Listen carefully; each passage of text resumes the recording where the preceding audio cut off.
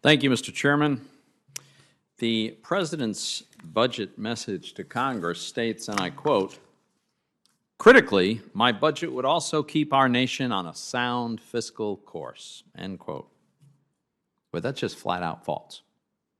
Our nation is not on a sound fiscal course. It hasn't been for quite some time.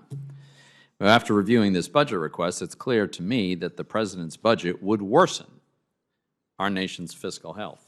The Biden budget proposes $72.7 trillion of total spending and $58.3 trillion of total revenue over the next 10 years. That results in $14.4 trillion of total deficits. Publicly held debt balloons in this budget from over $23 trillion currently to $40 trillion by 2032. And that assumes no recession, no unforeseen emergency spendings like the trillions in COVID relief from 2020. If you want to really gauge whether this budget actually restores fiscal sanity, we ought to compare it to current law, at least for a starting point. Specifically, the CBO's July 21 budget baseline is a good place to start.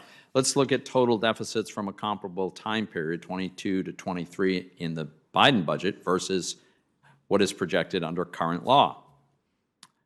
So under current law, CBO says that the cumulative deficit over this period of time will be $12.1 trillion. The Biden budget calls for $14.1 trillion.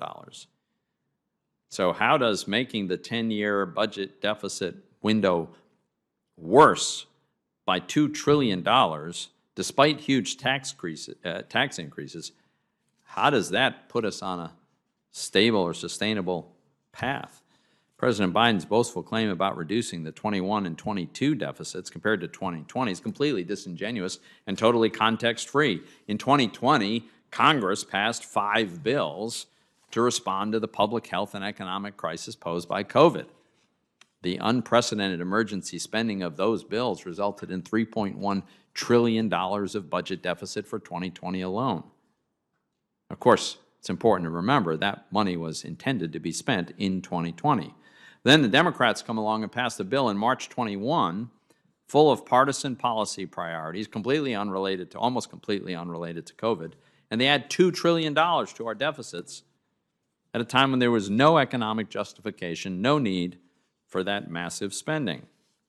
And now our Democratic colleagues brag about the 21 deficit being lower than 2020, but completely omit that their partisan bill actually made the 21 deficit $1.2 trillion worse than it otherwise would have been, and that bill has subsequently proven to be a significant contributor to the 40-year high inflation that our country is experiencing.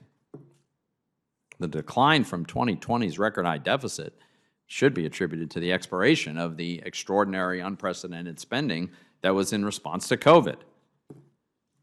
And there are plenty of other reasons to reject the claim that this budget is somehow fiscally responsible. It calls for a 14% year-over-year increase in non-defense. This big, massive increase in the federal bureaucracy and the welfare state, well beyond even current inflation.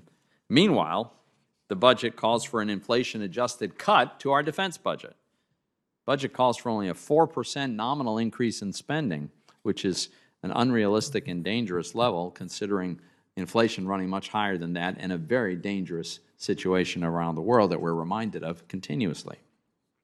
It also, of course, proposes nothing at all to address the looming insolvency and the generally unsustainable growth of Social Security, Medicare, and Medicaid, which now account for 50% of total spending.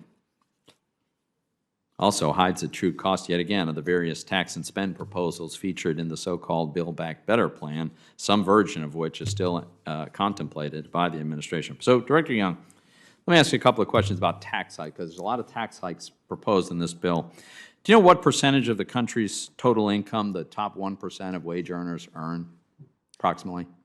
Senator, we know that, for example, I've got almost no time. Do you know the answer to that question? It's a very specific question. I think the specific thing we'd like to highlight is that 400 of the richest people in this country are worth more than $150 million. Okay, I know you've got lots of talking points, but I did ask a specific question. Since you refused to answer it, I'll answer it. The top 1% of wage earners earn about 20% of all the earned income in America. You know what percentage of the total federal income tax burden that those same people pay we know what percentage of their income they pay, and it's So less the than answer is half of 40, regular so the people. answer is 40%. So the top 1% make about 20% of all the income, pay about 40% of all the taxes, and you and the president's budget say that that's not their fair share. Their fair share must be much higher. So, Mr. Chairman, my point in this is I'm quite sure that we won't hear what the fair share would be if paying twice the proportion of the income earned isn't a fair share. And it makes middle-class Americans wonder just what kind of tax increase you're going to hit them with to make them pay their so-called fair share. I would